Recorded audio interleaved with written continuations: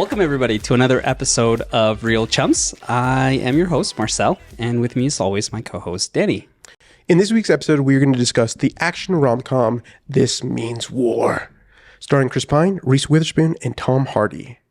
And who's got the question today? I should have thought of something. That's okay, I got it. Okay. Which Reese Witherspoon movie would you be in? Whether that be an extra or even like a supporting role. Maybe not like main role, but I absolutely love Reese Witherspoon in Walk the Line. Okay. I forgot this. Like, even though she's playing, what's the singer's name? Yeah. Anyway, I think she's great in it. I love that like era, like that time. Yeah. And so movies, and so like the outfits that like Johnny Cash wears, or like, even that she wears, they're just so cool. And also, like my wife will attest to this. I am a sucker for like a good Southern accent, and like she has that accent like perfectly in that movie. Like she doesn't always like play with the accent. I think in like Sweet Home Alabama she does a little bit, but like it's thick in there in Walk the Line. Yeah. So I think I'd go with Walk the Line. Okay. Walk the Line. I kind of forgot that she was in Walk the Line, I'll be honest with you. It's a good one. It's been years since I've done Walk the Line, so we'll have to do that. James Mangold, he's the man. We talked about him a couple of weeks ago. We're going to have to throw that on the list. Honestly, I think for me, this is really random, but I would want to be part of Sing. I know she's Rosita, but I just feel like, again, this kind of goes back to our last episode of Knives Out 2 episodes ago, talking about wanting to be part of a cast. Oh, yeah. And even though the problem is that they're voice acting, so they're like kind of separated, but they're singing. I don't know. It just would be really fun to see, not having any interaction, but then see how things play out on screen. I also just really love Sing. So Confession, dude, I haven't seen any of those Sing. Oh my God. Bro, you're killing me, bro. You're killing me, Smalls. It's so funny. I hear they're great. They're fantastic, dude. For Christmas, Sadie found this toy called a Yodo, and it's like this little music box, and you can get these NFC cards, which is near field communication. Yeah. You can create your own playlist, and then like create your own cards, and then like add it to these cards, and then they can put them into these little boxes, and it'll play the music. You can buy other you know, they have the whole Disney, like some Disney collections and things like that. But I put a whole bunch of the songs from Sing, and like my youngest plays it like all the time. She's getting better with like the singing stuff. Anyways, it's super cool. Not a sponsor, but Yoda, if you'd like to sponsor us for one episode, we'll do we'll do an animated kids movie, and we'll sponsor. So, no, that's great. Great question. This Means War. This came out in 2012. Yes, and I yeah, 2012. Okay. This is my first time watching it. This is my second time watching it. Okay. I was gonna ask you, like, what was like? Is this like on? I have like a couple movies, like rom-coms, that I put on rotation. Yeah. So like every like year or two, like I'll watch them, right? Because they're great. So this is not one of yours. Absolutely not. Okay. Let me give you my perspective. Okay, so I was on my mission when this movie came out. So it was 2012. It was when the world was supposed to end. I was serving a mission in Boston, and I was like, well, if the world is going to end, this is probably a good way to go. But we're here. The world didn't end. And so I got back from my mission, and I did a good stint watching several films that I missed while I was on my mission. And I don't recall if I watched this with a girl or if I watched this like by myself, or like I'm not exactly sure the circumstances of me watching this movie, but I do remember watching it and thinking it was a funny show. Yeah. Okay. Again, I want to put premise on something that we talked about in Knives Out, and something you shared, which is like people should do some research when you go into a film. And this is one of those films that if you just like, because we're going to get into some of our feelings, I'm sure. This is one of those films where I think that like understanding the team as well as the context of when this film was produced is huge. Okay. Yeah. So we'll leave it at that. We'll talk about it in a second. What's your history? I mean, this is your first time So this is my watching it. first time. I remember seeing the trailer for it. And I'm like, okay, that's an interesting take on like the rom-com Right. aspect. I think it's an action rom-com. I guess we can classify it. Yeah, you put this in the show notes, and I don't know if there's a action rom-com. What other movies would you classify under action rom-com? I'll tell you, and a very good one. Oh, another James Mangold movie, Night and Day. I was about to say, oh my gosh, I just I said that those words came in my mouth, and I'm like, oh my gosh, Night and Day. Yeah, Night and Day. Done by James Mangold. I'm telling you, James Mangold is so good. We might have to do a whole season. We might have to do a whole season of just James Mangold, dude. I'm down for it. So that's a great action rom-com. Yes, it is. It is. You're right. 100%. That's a whole genre. 100%. Yeah. But anyway, so this is my first time watching it. We decided to watch it. Sticking to what I had said a couple weeks ago about doing a little research, I'm about to hit play to watch this, and I'm like, all right, let's pull up IMDb. Who's involved in this? Director McG. This is me waving a red flag. Okay. Wait, hold on. I'll put this in. I'll put this in the episode, but there'll be. We'll put red flags. We'll put red flags in like a corner or something. Yeah. Okay, so red flag number 1. McG. I don't like McG. Okay. He's not. This is like one of his only movies he's directed. He's mostly TV. He's done a lot of TV recently. Yes. Executive producer. Yeah, and he's directed. He's been doing a lot more directing on TV. Yeah. So McG, if you don't know, he's famous for the Charlie Angels movies with Cameron Diaz, Lucy Liu, Drew Barrymore. Which actually, I haven't watched it, so I need to rewatch them. But I loved them growing up. Okay. So there's that. Anyway, I won't go through it all, but I saw that and I knew I knew a few things. One, this movie's not gonna have good character development. 2, I feel like it's gonna be very shallow. 3, there's gonna be a lot of like loose ends and nothing, like some things aren't gonna be like well defined and resolved. And 4, at some point he's going to objectify Reese Witherspoon. I just figured at some point this is McG. McG is just Okay, it's just McG. Okay, Yeah. So I went into that and I'm like, but okay, that's whatever. Let's see who were the writers on this. So then I looked up the writers. There's 3. Yeah. 2 of them I have no idea who they are. Yeah, yes. I also did the research on this one. My thought on when I looked, because I looked at McG and I was like, oh, okay, I know some of them.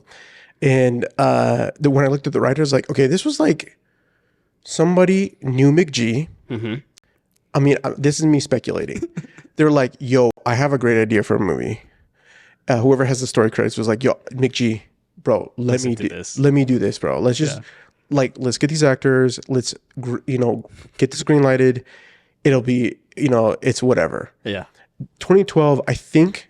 I mean, Chris Pine's in it. Mm-hmm. Next week we're going to be doing. I mean, right now we're going to tell you we're doing Star Trek Into Darkness. Yeah. This was after the first Star Trek. Yeah. First Star Trek came out in 2009. Yes, I think so. Yeah. Chris Pine is kind of a hot actor. A hot commodity. Yeah.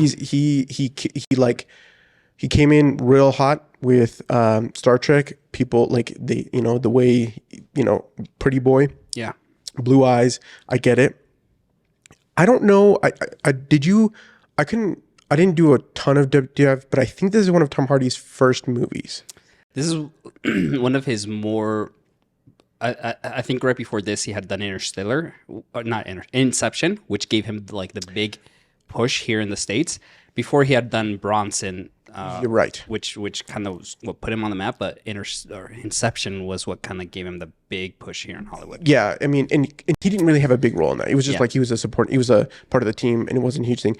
So I think because I actually know Tom Hardy from Peaky Blinders. Okay. And then some of the other movies that he's done since some of the stuff. So I forgot that this is one of his first roles, and I think I can it definitely feels to that.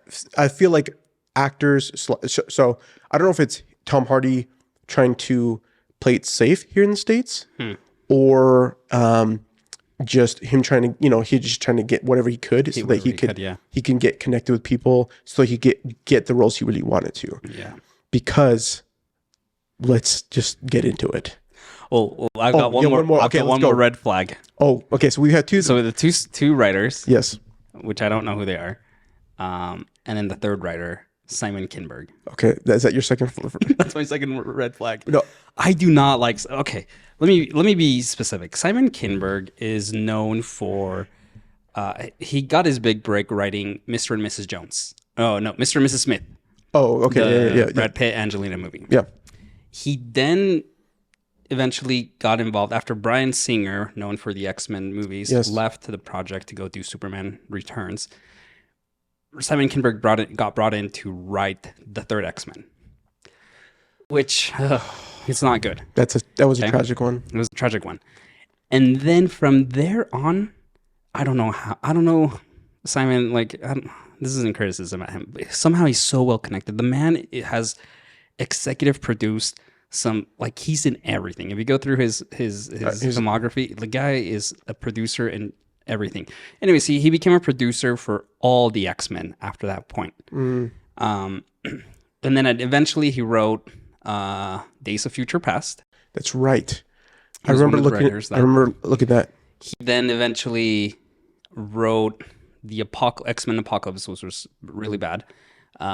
And then he got promoted after such a horrible movie to write and direct The Last X-Men, the Phoenix. That one. Yeah. Which was his first Phoenix, I think. Dark Phoenix. Yeah. His first directorial debut. What was that one? I haven't seen his most recent movie, the 365 or something. It's the one with the... Yeah, I've seen that. Again... And it looks cool, but I just, Simon Kinberg, he is just somehow, he's not good at fleshing out his thoughts on paper. He brings big ideas into his projects, but isn't able to connect those big ideas into the character's arc. It's interesting you say that because I've seen many of these movies. Again, as I've mentioned in previous episodes, I literally just love watching movies. Yeah. And sometimes I will I never judge on the first pass. I will always just watch a movie and I'll take it as face value. Yeah. And this is a perfect example of having to do when you do a rewatch to doing your gut check on is this movie good? And some of these other movies you've suggested, X-Men 3, that was a huge disappointment to me. Huge disappointment. And for many other X-Men fans. The new X-Men, the First Class, and some of these other ones, Apocalypse, also a little bit sore subject, but it was okay enough. Yeah. And so for me, I 100% I would agree with you. Yeah. It's hard to say.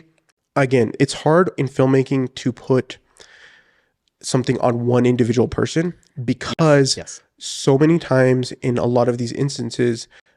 You have, especially on IP like X-Men or other films, even on this one particularly, you have studio execs or studios just wanting to get a film out for the money. Yeah, 100%.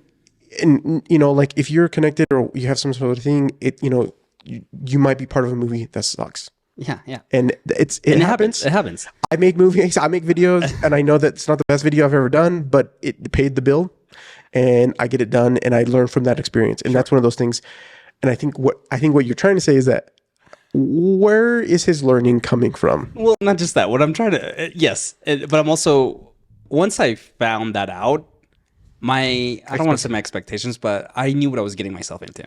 And I think this is 100% what you have to go into. Yeah. If you either one of us, you're one of us. You're either somebody who you do a little bit of research and you adjust your expectations. Yeah. Or you're someone like me and you just go in blind faith and you either love the movie and you have to rewatch it again and to see if you actually love the movie, or you don't know if the movie was really good and then you have to rewatch it and say, yeah, it was actually good. Again, just comes back to you, and it's like a gut feeling type thing. I don't know. But I will say this, Simon, if you're listening to this, because I'm sure you are. No, he's done great somehow. Again, got involved with Lucasfilm. Yeah. And he became he's credited as the creator for Star Wars Rebels, which if you haven't seen it, Star Wars Rebels is really good. And it goes deep into like the mythology of the Jedi, of the Force, and introduces some great concepts that I wish the actual movies had done. I have to come out. I think some of the animated stuff is way better than some of the movies. So like somehow he's the creator for that, and I think Dave Filoni, rightfully so, gets a lot of like credit for Rebels, but it was technically, I guess, Simon Kinberg that created the show. So Pretty cool. good job, Simon. This is probably one of the first movies that we're going to watch that we probably have a lot of like more opinions on. And that's going to be the case in some of these movies. Yeah. So let's dive into, and if you remember, I think our third episode, we introduced, Marcel brought in the wonderful rom-com checklist.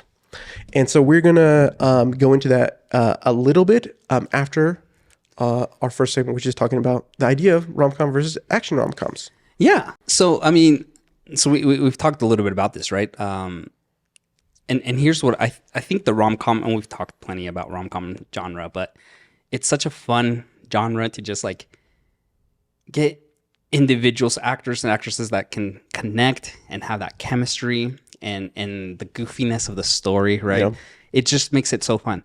But then when you add like an action element to it, I think it just ups the ante, right? It's a recipe for a great time. Yes. At least it should be. Yeah, I agreed. I when I saw this in the show notes, I was kind of like action rom-coms. And again, I was like, oh, Night and Day. I'm trying to think if there's several that I know that I just don't have off the top of my head right now. But I know that I've watched several of these after remembering that Night and Day. I mean, we have Mr. and Mrs. Smith. I'm thinking of what's the latest one that came out on? Was it on Prime, or it was Sandra Bullock and Channing the Tatum? Shotgun. No, not Channing Tatum. Shotgun Wedding.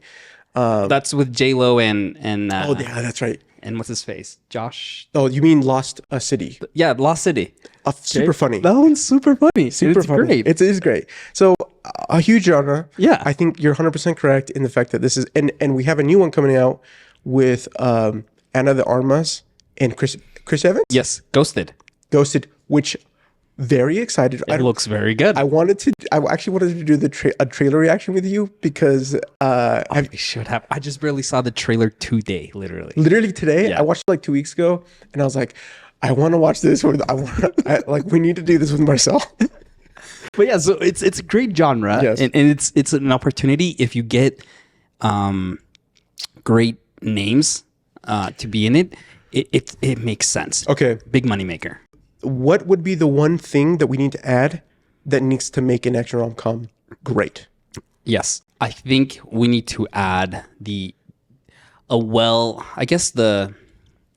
is what's interesting. So in action rom-coms, you have the main story, which is the actual rom-com aspect of it. Correct. And then the B story is the action of it. It's what's driving our characters to actually get together or meet. Right. And maybe this could fall under like the ridiculous situation.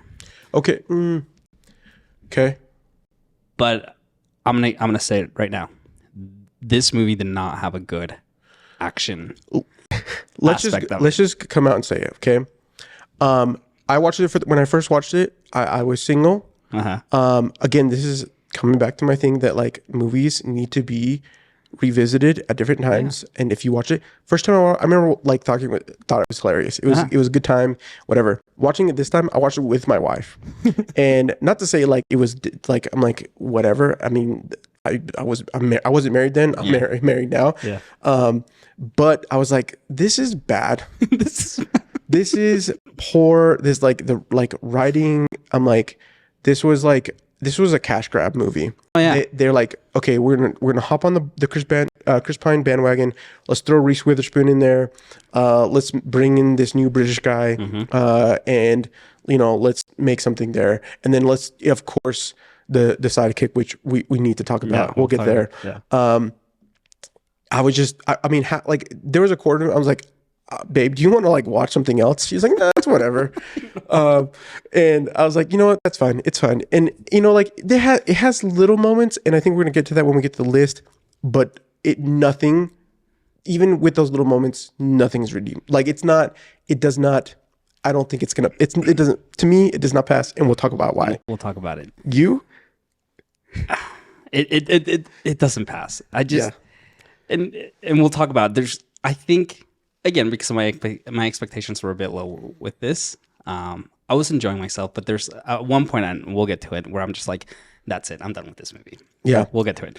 But let's start with the list. Let's start with the list. Soundtrack. Okay, this is an easy one. What soundtrack? I mean, well, did they play Beastie Boys twice in this movie?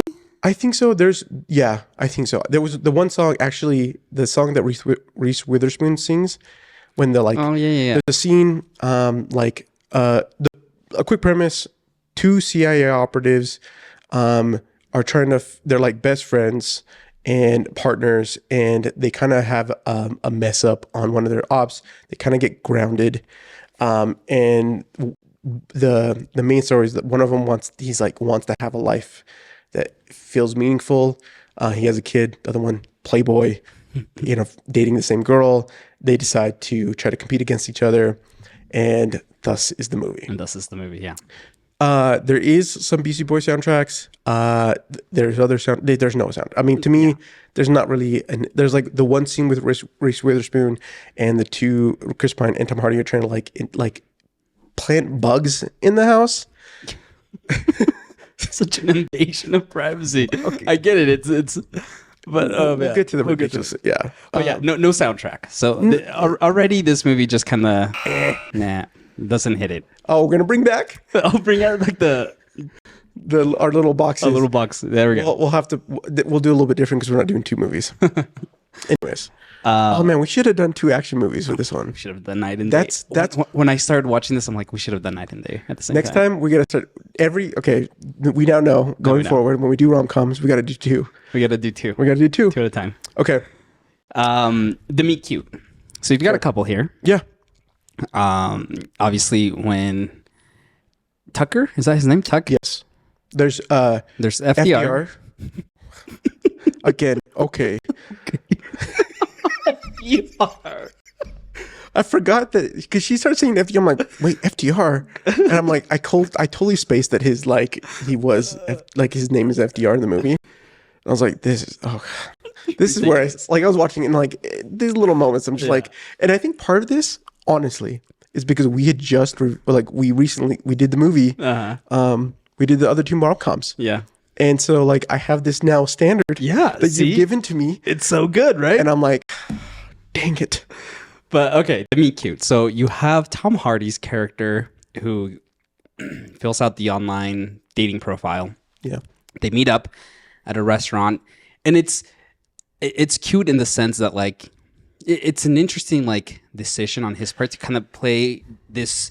He's kind of like not invested, but he is.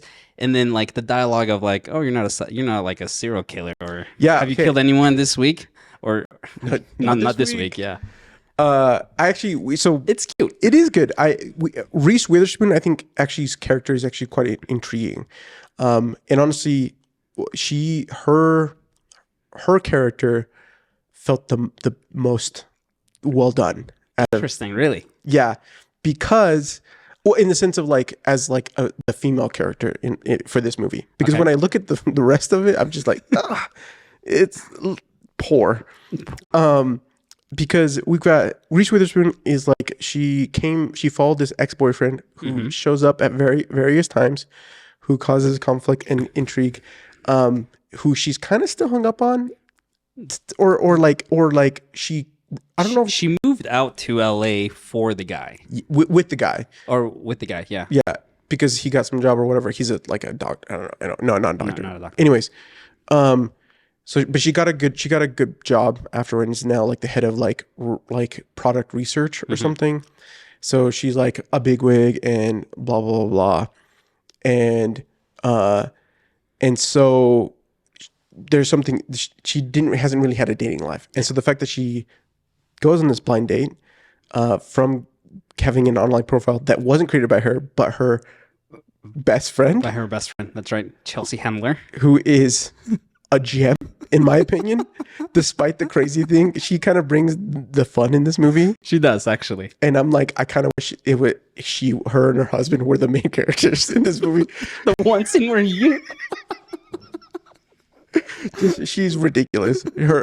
She just is the mom that is real mom. It's just great. Yeah. Every little scene, you're like, yeah, that's life. I know. I'm trying to have, with the sippy cup and different things. I don't know. I mean, I don't drink alcohol, but I just think that it's just funny. It's just funny. No, she was good. She was really good. And so, I mean, from that aspect, from the sidekick and the friend, great. Yeah. She has a great one. Chelsea Handler does a great job at bringing the comedy elements to it. She wants excitement in her life, despite the fact that she absolutely loves her husband. Yeah. And has a very deep relationship with him. Deep and unique relationship with them, right? Hey, dude, come on. Whatever works for them, right? Whatever works for you as a couple. Whatever works for you. Yeah. No, seriously. So I love it. From the friend sidekick, ching. Great job. This is great writing there. The first meet cute between Tom Hardy and Reese Witherspoon, it was cute. It was fine. It was fine. It was cringe. Yeah. Because of I mean, part of it is because the whole online dating thing, and they tried to really hit the nail on the head, with him being a CIA operative, which this is, I don't know. We'll get to it because this is the ridiculous. Is that part of the ridiculous situation? I think the ridiculous situation is the fact that is that they're both competing against her. Against her. So right? then I need to preface this. I had a real big issue with watching this one because I watch a lot of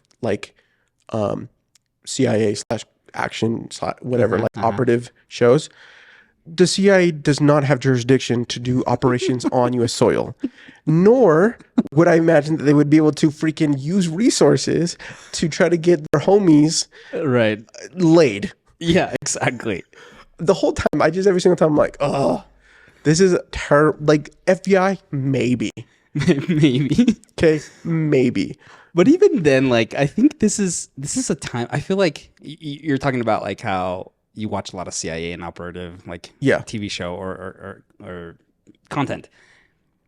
This is 2012. I feel like we've gone past the point of the CIA outside of the Mission Impossible movies, which with their technology being a bit, I don't know, advanced or a bit science fiction-y. Yeah, I feel like we're in this era where it's grounded, CIA and secret agent stuff is fairly grounded for the most part. Yes. Whereas this one, it's what kind of what? They're okay, we want to make them spies, but let's just make them CIA. Yeah. I don't know. They could have made them if they had made them some weird operation, some special thing. Yeah. Maybe it would have been a little bit easier. But the fact that they were CIA really bugged me. It was it just really irked me, honestly. And it sucks because the director, even though she doesn't have a lot of lines, she's actually a phenomenal actress. The black Angela Bassett. Angela Bassett. Oh my gosh, she walks in and I'm like, yes. Angela Bassett's just great in everything. Everything. She brings such a dominant presence to. She has gravitas. Yeah, she is. I was so disappointed that she was not more in this. She's great though. She is. The 6-7 lines that she has, I was like, yeah, I want more. Yeah, but again, this comes back to the fact that this was a cash grab. This was trying to. I think it would have been fun for her to remember. Let's go back to when we talked about Sleepless While You Were Sleeping. Yeah. And Sandra Bullock's character, her manager, was her sidekick, right? Was the one that she would go to and bounce ideas off of. Right. I think she would have been. I think they could have done that. I mean, yeah, she's written as this, no BS, get the job done type of thing. But I think she could have you could have written her to kind of be the one that knows that they're both competing for the same girl. Yeah. And they each go to her for some random piece of, random. Yeah. I mean, because here's the thing, this cast is actually solid. Yeah, it is. You think of, Chris Pine, granted, literally they give him like, we also next week we're gonna be covering Star Trek Into Darkness. So I kind of watched them somewhat back to back, and Chris Pine kind of got really pigeonholed into this like blue-eyed pretty boy kind of feel, and it's like super aggressive in this film. Yeah, because in his meet cute, he's he's like hanging around just in case like this date doesn't go well, but then meets Reese Witherspoon, who isn't like any other girl because she actually gives him up like opinion / wrecks his hunting.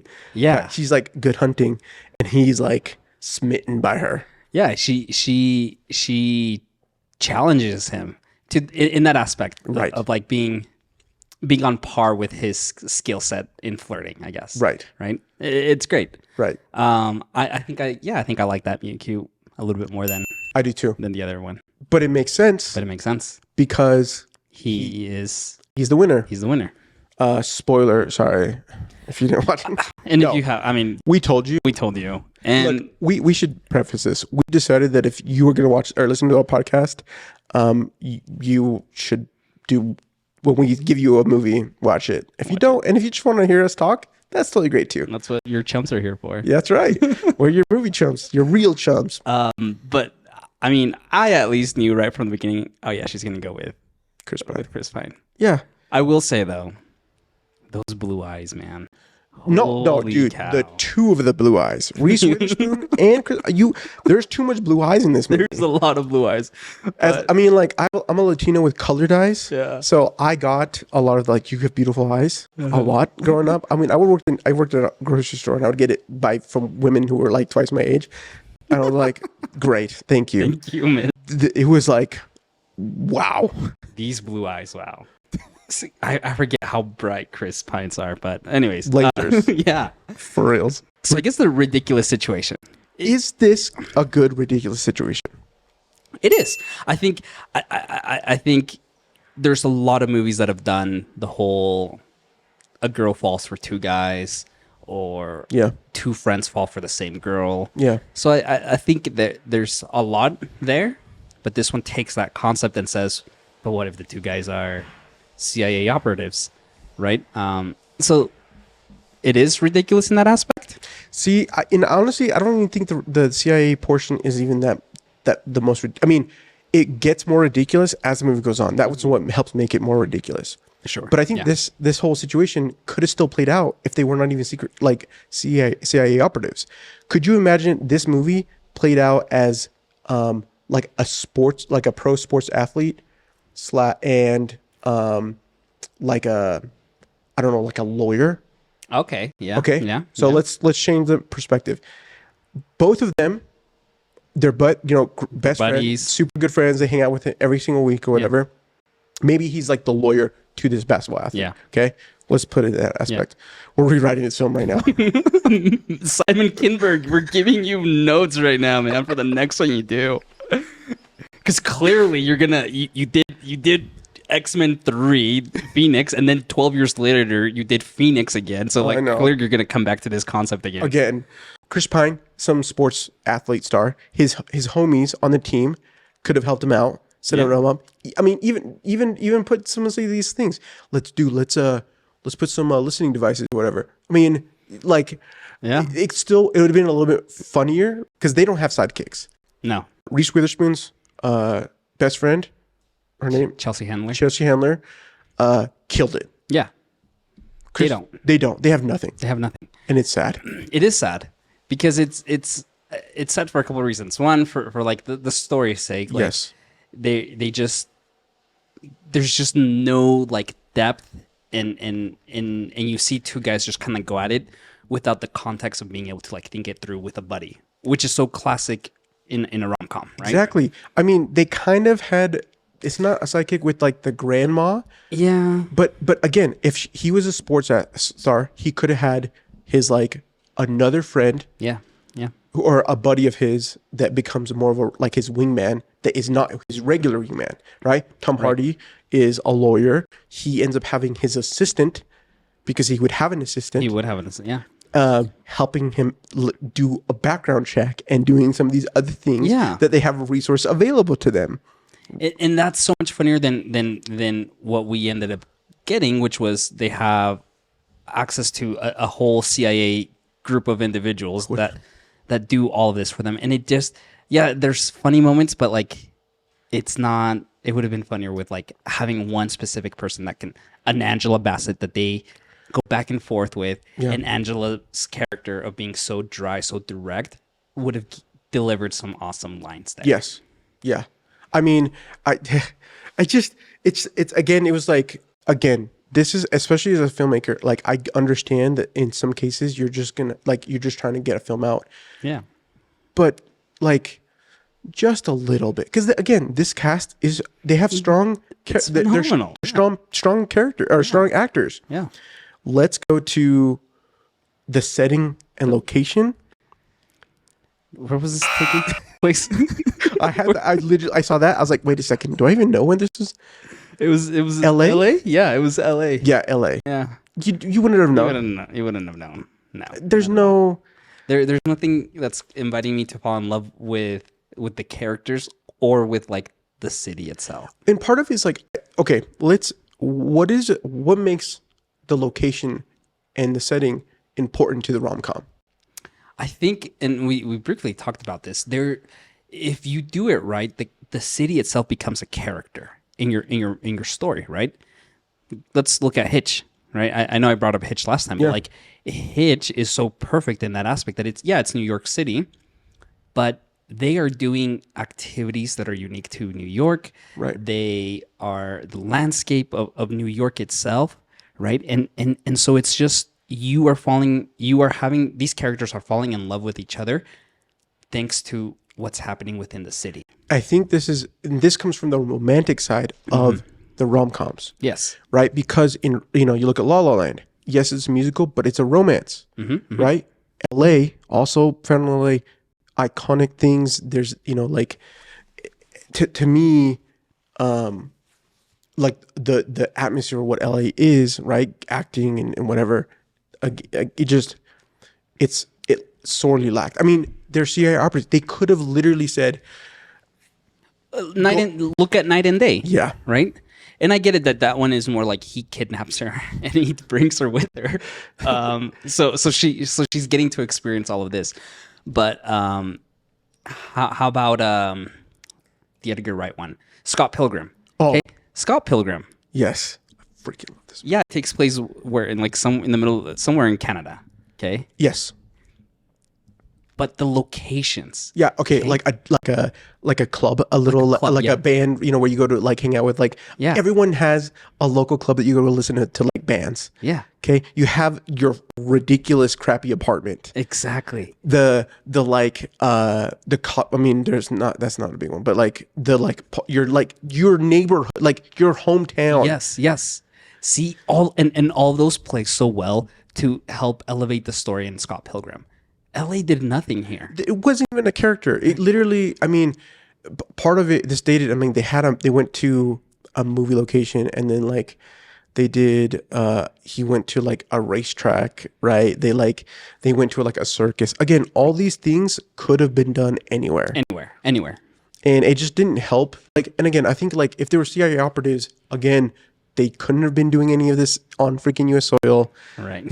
Imagine the freaking Senate hearings after this. So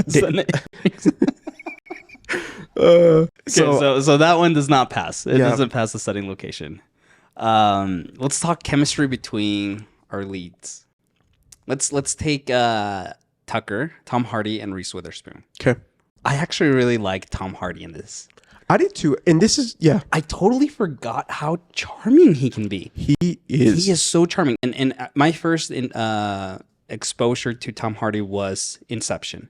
And in that movie, he plays this suave, charming, almost James Bond character, which again, I think he would be a great James Bond. But you know what? You're right. But anyway, that was my first introduction to him. And yeah, I've seen him in Bronson and unfortunately, in the Venom movies. But like he is very charming, and I want more of I haven't seen Peaky Blinders. Oh my gosh. But I want more of this like charming romantic Tom Hardy. Tom Hardy. Tom Hardy is a phenomenal actor. Yeah, he is. Chris Evans, Tom Hardy, I think, and him are kind of cut from the same cloth. They can be serious. Yeah. They can play suave. They can also kind of play like an eccentric, and they get into the characters.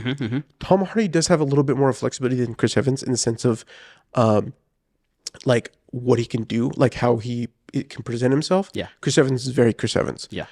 Chris Pine is on the other side of this aspect where he's a little bit more like Tom Cruise. Not like in the sense of like acting. What I'm saying is like, it's a Tom Cruise movie. Yeah. It's a Chris Pine movie. Yeah. It's like, it's not that he can't play other, like he can't be something, because he's also, he plays more of a serious character in The Contractor as a military thing. But again, it's not, he does play more of a darker tone.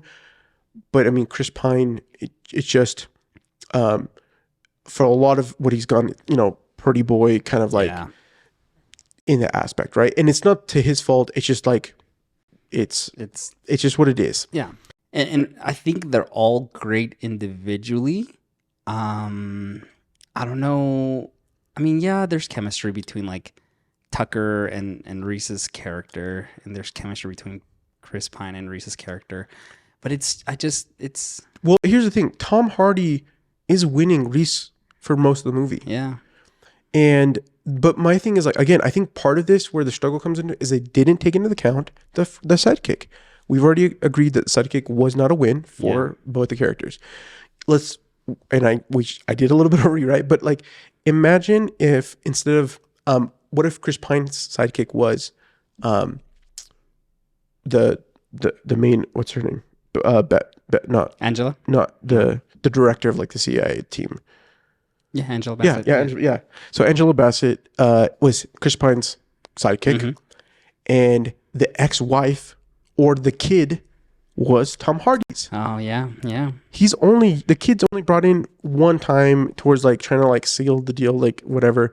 But he could have been having conversation with his kid. We know that there's like some not real connection with his kid.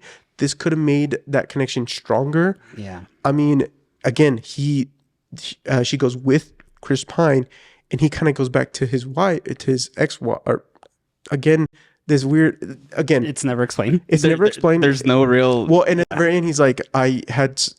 Chris Pine's like, "I had sex with your wife," but I think he says, "I didn't have sex with my wife" or something like that. So is that even his kid?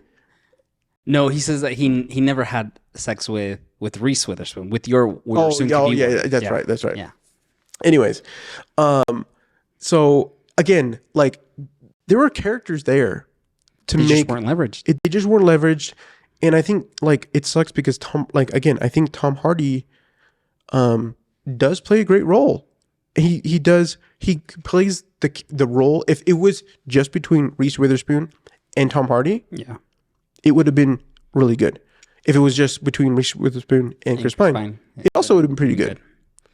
Yeah, and that's the problem. Like we're given glimpses of the characters, of who they are as characters, but that's the whole point of a sidekick, right? The sidekick is who gives us the true view of that individual, right? Because in a rom-com, you have the characters who are it like we do when we're dating, right? We have a persona when we go on our first few dates, right? And that's who we present ourselves to our future potential future spouse, right?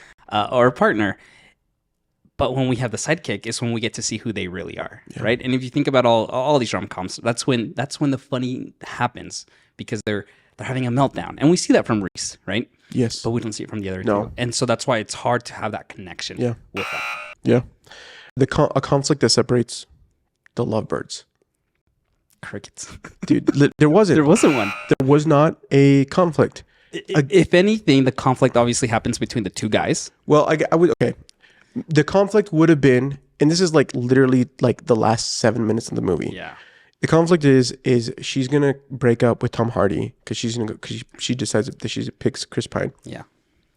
And then Chris Pine shows up because they have their actual in the beeline story of the hunter is trying to come back and is made it to the U.S. and wants to kill him because they killed his brother. So weak. The way he delivered, dude. The guys, dude. I told you, weak, bro. Weak. Oh, can you feel? Oh, I feel it. I feel it. I'm seeing it too. Like she's upset at them. Why of them? Like, weak. She finds out that obviously they were both friends and they were dating her at the same time, right? And so like, it's weak. It's weak. It's like because like literally it's the last 7 minutes because and then it's part of the aha moment. Yes, but it's the last 7 minutes.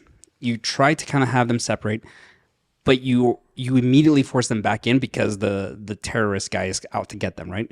So again, with a good traditional rom-com, the purpose of having your lovebirds separated is that it gives them that moment to have that aha moment, right? It gives us the viewer an opportunity to like mix with our feelings as well and see what they're feeling, but we're not given that. No, because it's like, oh, we're gonna separate it, but oh no, the guy's coming back, and like now we all got to work as a team and whatever. And it's not even working. I mean, yeah, they didn't even work as a team. Yeah, they're like, yeah.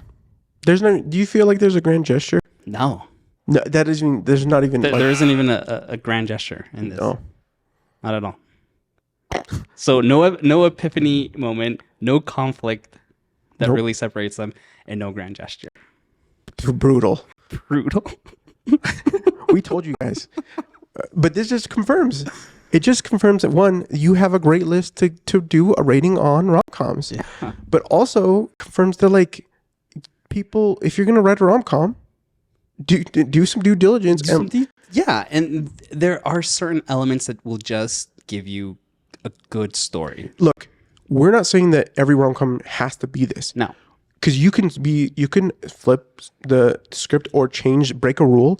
But if you're going to break the rule, do it well. Yeah, exactly. This movie does not do that. No.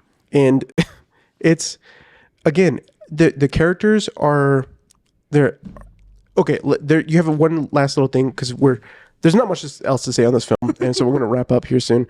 But there is no real, let me ask this. Do you feel like any of the characters have a growth? No. And this is where again my expectations to this movie were what they were, okay, and I was having fun with it, I was laughing, but here's where I got upset with this movie. There's the line that Chelsea Handler tells Reese, or they're having a conversation, and she says, I need to figure out which of the two is best. What would you choose, right? Yeah, which of them is the best at and Chelsea says something along the lines of like, it's not about who's the best, but who is the best for you, which is a great. It's a great line. It's a great line, and I love it. So then she goes on a date with both of them, and then with Chris Pine, she meets Grandma, and we learn a little bit about his parents died at a young age, and he since then has become very reclusive and doesn't trust people, yada yada yada yada. She then decides to go with Chris Pine. Why? Well, like, if he is the best for you, how is he the best for you? Like, okay, we're gonna go. This means war 2. There's not like there's a divorce. Like that just wasn't shown to me. There wasn't. Right? There's no payoff. No payoff. There's not even a setup, honestly. Yeah. This is a bro movie. This is a rom-com movie that like, if you're like, you want something that might be like something to put on while you're cooking, put this movie on. Maybe. I think there's much better things you can have on in the background. You're right. But like, because is it a good watch one time? Sure. But again, you shouldn't watch this when like on a couch. You should be doing something else. Yeah. throw this on when you're like you want to watch something that might be like doing work or whatever. Like this movie has some moments, but it's so lackluster. Yeah. Because there is no real conflict. No, even if there was the conflict is actually pretty good with the fact that two guys trying to fight for one girl. Right. But the other things that go into what a rom-com is, and even the action portion, It was so lackluster. Dude, The action was just not there. it wasn't. There wasn't. I mean, the payoff for the last fight, there wasn't a payoff. No. I mean, they had the one beginning. The only thing that helped make this An action rom-com. heavy quotes here. Massive heavy quotes here. An action rom-com was the fact that there was a scene at the beginning. They kill the brother. Yeah. They get freaking grounded. And then he shows up because he wants to kill him. Yeah. He doesn't even do a good job at it. No. You know, That's where I was, because it was such a sweet line from Chelsea's character, right? And it's a truth line. And it's a true, right? And it gave Reese that opportunity to think about it. It gave us the opportunity to think about it. I'm like, yeah, like who is the best out of them? She chooses Chris Pine, and it's like, okay, but why? To me, Tom Hardy. Yeah, right. Tom Hardy. So there's that. Second, why did Tom Hardy's ex-wife go back to him? Why this movie? Why? Like, we never know why they're not together. No. Okay? We don't know why they're not together, and I don't know why. I mean, okay. My assumption, because the whole thing that she goes back is like, oh, you're not really a travel agent, which.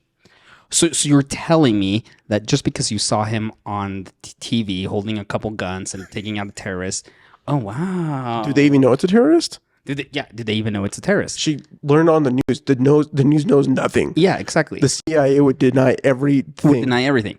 So just because she saw him not being a travel agent, now you take him back? Or they want to start anew? Like I just why couldn't it have been? It would have been so easy again, Simon, for you in that scene when the first scene when we meet the son at karate or at whatever taekwondo, and he invites her to, hey, let's go out to eat or whatever, right? Let's go out to eat as a family, and she shuts him down. Add a line there that says, hey, like I still want to eat, and why couldn't she have said like, I know what you're doing, Tucker. I don't think it's good for us because you've stood me up too many times. You're never there when I need you. I know. You're this or that or what. Like, just give me some context there, so that way at the end of the movie, when she finds out that he is an agent, there's a reason for her to want to take him back. Or even the son trying to ruin the Reese Witherspoon dating situation because he wants mom and dad back together. I just that's when I was just like, okay, I'm done with this movie. Yeah. Like, you didn't tell me why Chris Pine is the best choice for her, and then you didn't tell me why Tucker and his ex-wife why they even got divorced and should get back together. Yeah, because they have a kid. Because they have a kid. Okay. Because he's not a travel agent. Like, are you kidding me? Let's look. Sometimes you have to watch bad movies to be reminded of great ones. Exactly. That's what this is. That's the moral of the story. Yeah. We also realize that we have to compare two rom-coms because it's I think it's a great way of doing it. Yeah. Well, we're gonna start doing that. Send us whatever rom-com you want us to attack next. Yeah. The next two ones, and we will do it. We will do it. We hope you guys enjoyed today's episode, and we would love it if you could subscribe to wherever you get your podcasts, as well as give us a 5-star rating because it does help us get on the charts, or let us know why it's a 1-star rating. Exactly. Like we did today. If you're listening on Spotify, at the bottom of this episode, we'll have some questions there of how you tell us how bad this movie is or how good it is. Maybe you are one of those that really enjoys it. But yeah, we want to hear your thoughts. What did we miss? What do you like? What don't you like about this movie? Obviously, you can always get in touch with us on Twitter, at Real Chumps. I'm also on Twitter, Marstrosity, MARZTROSITY. Me, on Twitter at Rubio_TV, or you can email us at realchums.com. Join us next week. We're going to continue this Chris Pine marathon. I guess. We're going to do Star Trek Into Darkness because we're coming up on its 10-year release. Which is crazy. Which I think it's wild. And second, I don't think I've seen this movie since it came out. So let's revisit yeah. and see how it holds up 10 years later. Let's check it out. Okay. We'll see you guys next time. Peace.